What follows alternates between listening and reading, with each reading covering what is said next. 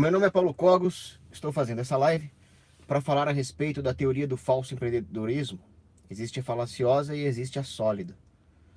Eu vi hoje um meme onde havia um iceberg do empreendedorismo, um meme feito pela esquerda. E nesse meme estava lá a ponta do iceberg, a parte visível na superfície, grande empreendedor, empreendedor de sucesso. E embaixo do iceberg, sonegação, herança, contrabando, tráfico. Era um meme de uma página de esquerda que critica o capitalismo. Essa é a teoria falaciosa do falso empreendedorismo. Eu estou aqui para explicar a verdadeira. É sempre assim. Existe uma teoria marxista da luta de classes, uma teoria marxista do empreendedorismo, e o marxismo é falho em tudo o que ele se propõe a teorizar.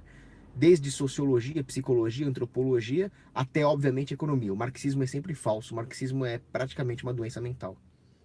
A teoria austríaca, a teoria hoppiana da luta de classes vai fazer muito mais sentido.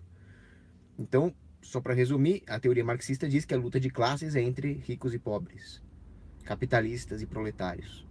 Não é nada disso, nós sabemos que não é nada disso. A teoria hoppiana nos mostra que a luta é entre governados e governantes. Agora, precisamos esclarecer a questão do falso empreendedor. Mas antes de chegar a esse tema, eu só quero fazer um parênteses para homenagear uma heroína, uma mãe, uma policial militar que estava em frente a um colégio. Um assaltantezinho vagabundo foi assaltar as mães com as crianças na porta do colégio. E essa heroína pegou a sua arma numa rápida reação, matou o bandido, foi pro inferno. Foi pro colo do capeta, como disse o Alborguete, o bandido morreu. Aleluia, glória a Deus, Jesus seja louvado. Muito obrigado por ter matado o bandido. E nenhum civil inocente se feriu. Aleluia, salve Maria. Pois é, e eu comemoro mesmo, não vem Jujubinha falar que não, tá? Porque se você pegar a nossa Bíblia Sagrada, Êxodos capítulo 15, está lá quando os judeus comemoraram a destruição do exército egípcio, louvando a Deus que afogou cavalo e cavaleiro. Os seus melhores combatentes afogados no mar. É para comemorar assim. Muito bem, já fiz o meu parênteses. Outro herói é o dono da Dolly. Esse é um grande herói nacional também. Muito bem, vamos falar do falso empreendedor. O dono da Dolly é um empreendedor de verdade. Ele enfrentou grandes corporações como a Coca-Cola. Inclusive, ele alega que a sua prisão se deu porque ele oferecia uma grande concorrência à Coca-Cola. Essa, uma empresa de falsos empreendedores aliados do governo. Muito bem, vamos explicar como é que a coisa realmente funciona. O empreendedor, ele assume para si o risco do negócio. Isso Bombauer, que já explicava na sua refutação ao marxismo. O empregado, teoricamente, vai ser pago. O cliente, teoricamente, vai receber o produto. Os shareholders provavelmente vão receber a sua parte, mas o empreendedor, ele toma todo o risco. Os shareholders recebem a parte deles porque eles também arriscam o capital que eles investiram. Assim sendo, a possibilidade física de um negócio não dar certo é totalmente assumida por aqueles que investem nesse negócio. Por que alguém então assumiria esse risco? É um cassino? Alguns investidores realmente trabalham assim. Se eles realmente fizerem isso bem, eles vão ter lucro, senão eles vão ter prejuízo. Esse mecanismo de lucro e prejuízo é necessário para disciplinar o capital. Do contrário, a sociedade desperdiçaria o seu capital em negócios que não vão dar certo. Por isso, esse mecanismo de perdas e ganhos é importante para que nós não torremos o capital acumulado por uma civilização, para a sociedade. Isso é bem óbvio. O empreendedor, por sua vez, aquele que realmente vai ter a ideia de um negócio, ele precisa estar alerta às necessidades da sociedade. Com esse alerta, ele não vai então mais estar num cassino. Ele vai correr riscos calculados. E se ele tiver sucesso, ele vai prover à sociedade bens e serviços do qual ela precisa para se tornar ainda mais próspera, para vencer essa realidade triste que é a escassez. Então, quando você fala, empreendedor não é gente, isso é um invejoso, isso é um fracassado, isso é um babaca que não tem capacidade de ser empreendedor. Existe gente que não tem essa capacidade, você não é obrigado, mas respeita o cara que tem. Eu, por exemplo, eu sou um péssimo corredor, um péssimo nadador. Eu admiro um atleta que tem essa capacidade, porque eu não tenho. Eu não vou criticar o atleta, eu vou admirar o cara. O cara é um halterofilista, ficou com um corpo musculoso ali, você admira o cara. Eu não, tem a barriga de pão de queijo, ok. Muito bem. Existem falsos empreendedores. Existe gente que fica rica não porque ela oferece bons produtos e serviços no mercado, mas porque ela se valem de outros mecanismos. Vejamos primeiro a teoria do falso empreendedorismo, aquilo que a esquerda critica. A esquerda fala: herança, você só tem empresa porque você herdou do papai. Comunista imbecil. Se a cada geração que se passasse nós tivermos que abrir mão de todo o capital acumulado para começar do zero, nós continuaríamos sendo caçadores-coletores, ou esquerdinha é maldito. A herança, ela tem uma importância fundamental na economia por permitir o acúmulo intergeracional de capital, seu doente esquerdalha do demônio. Entendeu isso? O próprio Milton Friedman falava nisso. E olha que o Milton Friedman é socialista. Então, a herança não caracteriza um falso empreendedor. E a herança tem importância muito maior do que a econômica. Ela tem uma importância de fazer com que os pais de família sejam frugais e prudentes para deixar alguma coisa acumulada para os filhos, ao invés de torrar tudo, ao invés de virarem consumistas hedonistas. Fortalece os laços familiares, fortalece as características dinásticas da família, que são extremamente importantes para que as localidades resistam contra a nulificação das instâncias maiores. Então ela tem uma importância política e sociológica que supera até mesmo a sua importância econômica. Aí tem babaca que fala: não, o cara é um grande empresário porque ele sonega impostos. Sonegar, está escrito no meu carro aqui atrás, é legítima defesa. O governo assalta as pessoas. Você ter uma atitude legítima de contratar um contador que sabe fazer uma contabilidade criativa ali e sonegar impostos, é um ato empreendedorial. Você está se defendendo. Da mesma forma, se você instala a sua empresa num bairro perigoso, onde vários assaltantes invadem as empresas e roubam maquinário, por exemplo, é um ato empreendedorial construir uma cerca eletrificada, contratar uma empresa de segurança. Diante da realidade do assalto estatal, contratar bons advogados tributaristas e contadores equivale à sua defesa de cerca elétrica contra assaltantes comuns. Você está se defendendo do assaltante estatal. É exatamente a mesma coisa. Aí alguém pode falar: não, mas a concorrência é desleal, porque o pequeno empresário não consegue contratar bons advogados tributaristas e contadores para se defender dos impostos. Concordo. Concordo plenamente. Então nós temos que acabar com os impostos, não com os sonegadores. A pessoa tem todo o direito de se defender. E se não fosse isso, o cenário seria muito pior. Aí outro fala: contrabando. O contrabando é um comércio. É um comércio legítimo. Infelizmente existe o governo para tentar roubar aquilo que as pessoas comercializam. E alguns empreendedores têm essa capacidade de se defender. É claro que num ambiente de crise, como é um ambiente onde a economia sofre a intervenção do Estado, também conhecida como socialismo, alguns empresários não vão ter a mesma habilidade que os outros. O que nós temos que fazer é eliminar esses fatores de crise. Um dos fatores de crise é a existência do governo, a existência do Estado. Muito bem, então herança, sonegação e contrabando não caracterizam falso empreendedorismo. Agora vamos falar daquilo que realmente caracteriza o falso empreendedorismo. Primeira coisa: bailouts, subsídios. Se o Estado rouba a população através dos impostos, o que inclui roubar o concorrente, para subsidiar a sua empresa, ou se o Estado rouba todos os setores da sociedade para subsidiar um determinado setor, aí sim nós vamos ter uma concorrência realmente desleal. Porque a população está desprovida da capacidade econômica de formar bens substitutos, por exemplo. Não, mas pera um pouquinho, se o Estado subsidiar um setor, os produtos desse setor não vão ficar mais baratos? A capacidade da sociedade de absorver de forma construtiva os produtos que são providenciados por esse setor só é possível se ela tem poder aquisitivo no geral, de forma que esses produtos complementem a sua vida de forma sinergética com outros bens e produtos que ela consome, uma cesta de consumo. Se o Estado subsidia, ela vai ficar depauperada em todos os outros produtos e no final, a longo prazo, inclusive nesse. Por quê? Para onde vão ser canalizados os recursos desse subsídio? Para os melhores empresários? Para aqueles que realmente conseguem prospectar as necessidades do mercado? Ou para aqueles com melhores conexões políticas? Isso é o que a Public Choice nos ensina. Tem vários erros aí na Public Choice, whatever. Nisso eles estão certos. Além disso, Num setor subsidiado, as empresas estão acomodadas. Elas não precisam continuamente competir para melhorar a qualidade dos seus produtos. Elas vão competir para canalizar para si os recursos do subsídio.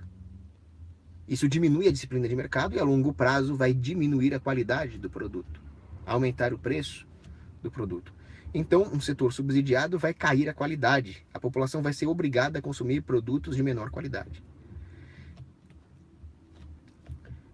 O subsídio destrói, como eu já disse, a capacidade econômica de prover bens substitutos. Mas mais do que isso, ele destrói as qualidades ontológicas do setor subsidiado. Porque aqueles que o recebem deixam de ser empreendedores, no sentido excelente do termo, e passam a ser competidores lobistas. As habilidades que vão emergir de um setor subsidiado não são habilidades empreendedoriais, são habilidades políticas, são lobistas. Aí nós chegamos no segundo ponto, o lobby. O lobby é um grave problema, principalmente quando aliado ao terceiro problema, que é a regulação. Regulações são usadas para concentrar setores, porque o compliance regulatório, tudo aquilo que o empresário precisa gastar para cumprir com essas regulações, representa custos que nem sempre o empresário vai poder arcar, principalmente se ele for pequeno. Dessa forma, os pequenos empresários vão ser varridos do mercado e vão sobrar os grandes. É óbvio que se você for um empresário grande, você vai pegar sua pastinha e ao invés de prospectar mercados lá no Nordeste, você vai prospectar políticos lá em Brasília. Que se dane o povão do Nordeste, melhor você falar com um político.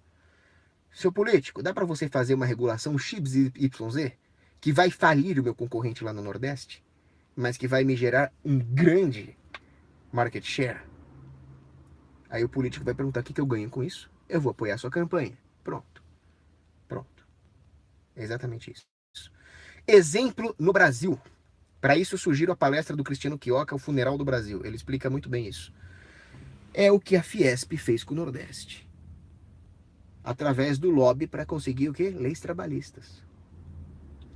A legislação trabalhista, principalmente o salário mínimo, impede que a mão de obra pouco qualificada no Nordeste consiga ser empregada, já que eles não têm uma produtividade marginal que compense o salário mínimo a ser pago. Com isso, as indústrias se concentram todas em São Paulo, não vale a pena colocar investimento no Nordeste, e o nordestino fica desempregado. Aí vem os retirantes. E aí temos todo o problema que a imigração em massa causa. Mas o problema não é o nordestino, o problema é a Fiesp. Isso aconteceu também na Itália. As regiões ali de Milão, com a unificação italiana, fizeram a mesma coisa com o sul da Itália. Temos até um problema representado pela unificação dos países. Devia ter separatismo. Separar São Paulo, separar o Nordeste, whatever, seria a melhor coisa para o nordestino. Então, o lobby é usado para isso. Existe um caso clássico, que é o Regulatório Raj, do socialista Nehru na Índia. O caso a ser estudado ali é o caso das empresas Tata. As empresas Tata, elas produzem tudo na Índia. É uma espécie de Cyberdyne da Índia ali. O que eles fizeram? Regularam toda a economia indiana, por isso o Regulatório Raj, o Império das Regulações. Todos os concorrentes da Tata faliram. E a Tata produz desde bens de consumo até armamento. Como a Tata se tornou esse monstro? Um governo socialista. Você chama isso de capitalismo? Vai pilhar coquinho na ladeira, né? Outro problema é a sustentabilidade. Sustentabilidade é uma palavra código para lobby regulatório. Mas a população vai apoiar porque é bonitinho, porque é verdinho, porque tem os bichinhos, porque tem o pandinha. O que deu problema aqui no meu vídeo, rapaz? Pessoal, me fala se o vídeo tá funcionando porque a minha imagem tá congelada. Alguém no comentário fala se tá funcionando, por favor.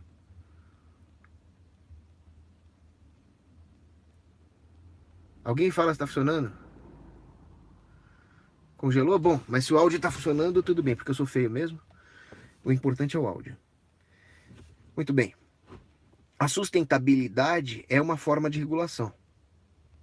Me fala se o áudio tá funcionando. Tá o áudio. É isso que o George Soros faz. Então é isso que o Warren Buffett faz. Toda vez que existe esse tipo de coisa, os famosos melancias, que são verdes por fora e vermelhos por dentro, vai haver enormes custos de compliance. As empresas verdinhas vão sobreviver, mas não penso que elas são realmente verdinhas. Tem um vídeo muito bom que explica, por exemplo, que o carro elétrico, uma frota feita 100% de carros elétricos, teria um impacto ambiental muito maior do que a atual frota de gasolina. A população não sabe ciência ambiental, eu também não sei, eu não entendo disso, eu só vi o vídeo.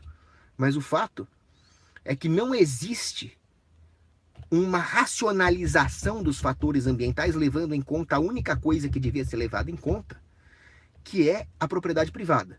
A questão ambiental devia ser pautada unicamente por isso. Se alguma propriedade privada, se algum homem está sendo privado do seu direito de usufruir a sua vida, liberdade e propriedade, então nós temos que ter uma regulação para proibir essa externalidade negativa criminosa. Só isso. Só isso. Mas isso não é levado em conta pela regulação ambiental. O que é levado em conta são fatores completamente anticientíficos, como aquecimento global, pegadas de carbono. E aí o que vai acontecer? Algumas empresas vão sobreviver e as outras vão ser dizimadas.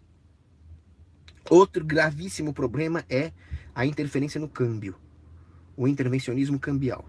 Principalmente com o fetiche que os economistas mainstream têm com as exportações. Temos que exportar, importar é ruim, exportar que é bom. Meu amigo, para que diabos você exporta se não é para poder importar?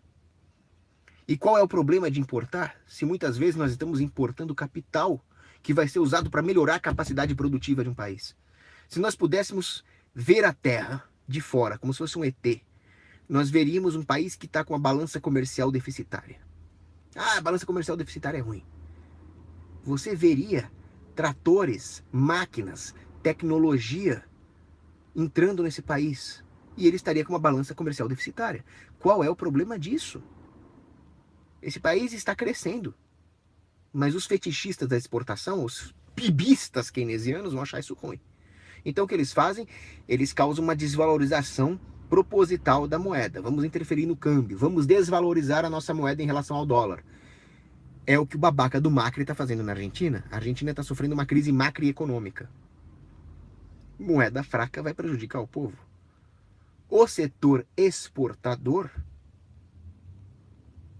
vai acabar fazendo um lobby para isso. E quem vai se ferrar? A população inteira, o setor importador e, no longo prazo, também o próprio setor exportador. Afinal, a economia de um país precisa estar saudável para ter o que exportar. Certo? E alguém que vai exportar um produto para outro país vai querer importar também. Pensa no sujeito que está no outro país. O que ele vai querer fazer? Ele vai querer, depois de vender alguma coisa para nós, comprar alguma coisa nossa. Então, no longo prazo, a economia se ajusta de uma forma que beneficie todas as partes envolvidas no comércio. Se o setor exportador é subsidiado por um intervencionismo cambial em detrimento do setor importador, nós não vamos ter uma melhora na economia, mas sim um desarranjo na economia. Outro problema é a questão dos setores estratégicos. O governo sempre vem com esse negócio de setor estratégico. O som tá funcionando? Confirma para mim isso aí, só tô preocupado com isso. Eu sou feio mesmo, deixa a imagem congelada. Som? Ok, obrigado, Matheus. O governo gosta de falar em subsidiar o setor estratégico. Isso é outra grande bobagem. As empresas sabem muito bem lidar com riscos, todos os tipos de riscos.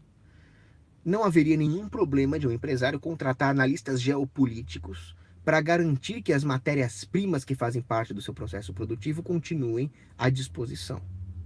Logo, é claro que esses analistas geopolíticos poderiam informar os seus chefes de que determinada situação no mundo poderia prejudicar o suprimento de uma matéria-prima.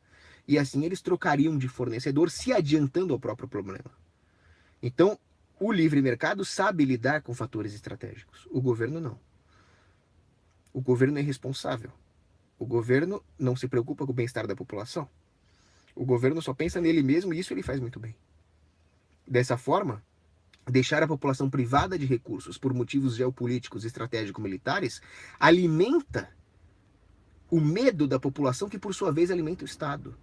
Então nós estamos criando um risco moral enorme ao deixar empresas estratégicas na mão do governo, porque eles vão se aproveitar do próprio medo de um corte de suprimentos para fazer com que a população apoie uma expansão do governo e talvez uma guerra. E nada mais destrutivo para a economia do que uma guerra. Caso clássico, o caso Mitsubishi no Japão. Então a Mitsubishi concorria com estatais estratégicas subsidiadas pelo governo. A Mitsubishi, por ser privada, colocou-se à frente dessas empresas estatais do governo japonês, tanto em qualidade quanto em preço. Aí o que o governo fez? Vamos destruir a Mitsubishi? O governo foi um pouco mais inteligente do que isso. Ele resolveu subsidiar a Mitsubishi. Uma semi-encampação, uma parceria público-privada, se fosse no Brasil. Resultado, a Mitsubishi subsidiada se acomodou, a qualidade dela caiu. Mas o resto do setor foi regulado, então a economia japonesa inteira saiu perdendo. A Mitsubishi, que produzia bens e serviços estratégicos, passou a produzir bens estratégicos piores, e o Japão ficou numa posição estratégica desvantajosa. É disso que eu estou falando. Outro problema grave é o politicamente correto. Você pega uma empresa como a Barilla, fábrica de massas ali. Eles fazem propagandas com a família conservadora porque o dono é católico, tem a família toda certinha, bonitinha lá. Aí vem os ativistas, massa de manobra do governo, e começa a encher o saco da Barilla. Do outro lado, se você pegar a Unilever ou a Coca-Cola, as propagandas dos caras é praticamente um manual gramsciano. Tem traveco na embalagem. Esses caras recebem apoio do governo. Então o politicamente correto hoje em dia, principalmente com essa mistura de intervencionismo estatal com a agenda gramsciana, faz com que as empresas da nova ordem mundial globalista saiam ganhando. Um cara que se diz libertário, mas não é, que eu acho um sujeito extremamente perigoso, inclusive ele é membro do clube Bilderberg, que é o Peter Thiel. É um cara muito inteligente. Ele admitiu, grandes negócios hoje em dia só se sustentam se eles forem algum tipo de monopólio. Monopólios, ou eles são construídos porque o cara realmente criou um produto inovador, inédito, de excelente qualidade, com um processo produtivo que ele garante um baixo custo, ou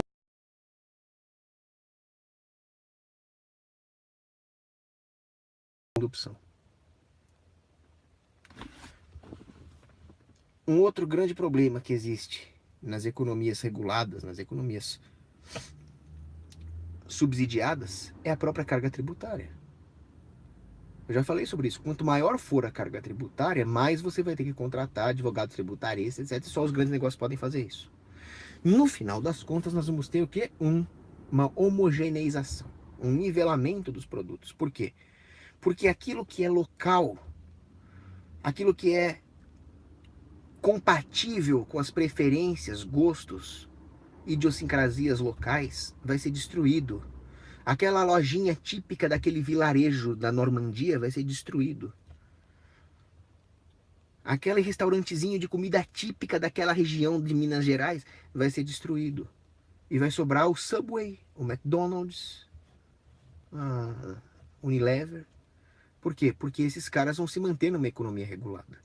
Então, um gravíssimo problema de uma economia regulada é o nivelamento cultural, é a homogeneização cultural. O empreendedor que consegue se sobressair por oferecer um produto culturalmente diferenciado compatível a uma localidade vai ser esmagado pela tributação, pela regulação, pelo inflacionismo. Aliás, inflação é uma coisa que eu esqueci de falar, vamos falar um pouquinho disso.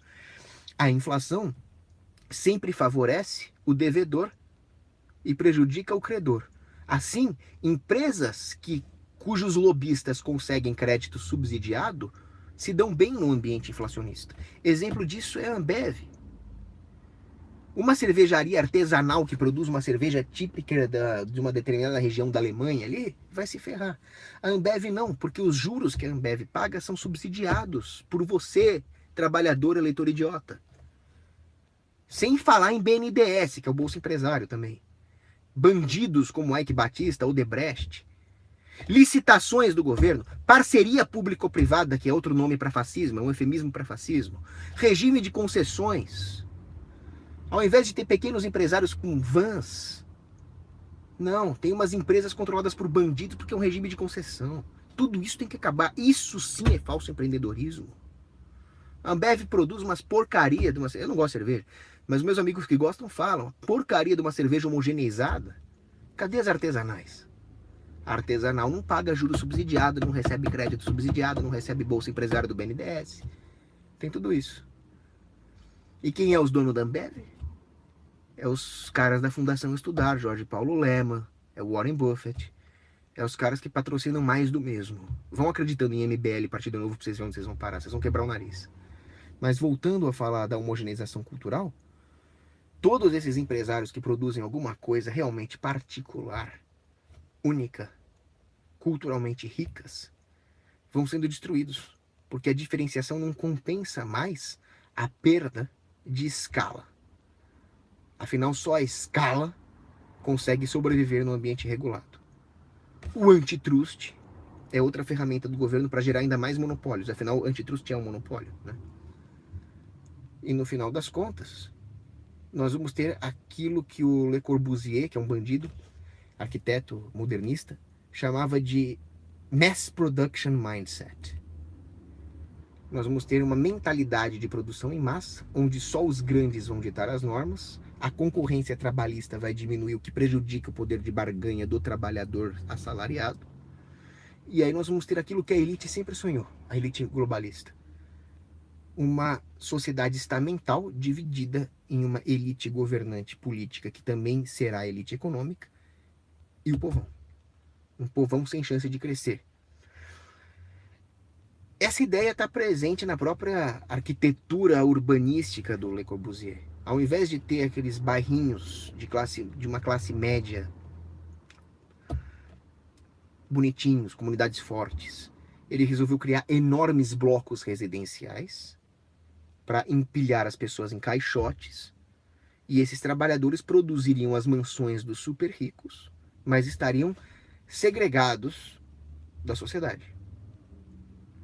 É diferente de uma economia onde as pessoas procuram casas bonitinhas para morar e os trabalhadores que a constroem moram em casas semelhantes simplesmente não porque o governo distribui renda através de assalto à mão armada, Bolsa Família, esse tipo de coisa, mas porque a renda é distribuída pelo processo econômico. O cara quer morar numa casa bonitinha, ele paga um operário para isso, e o operário mora também numa casa bonitinha.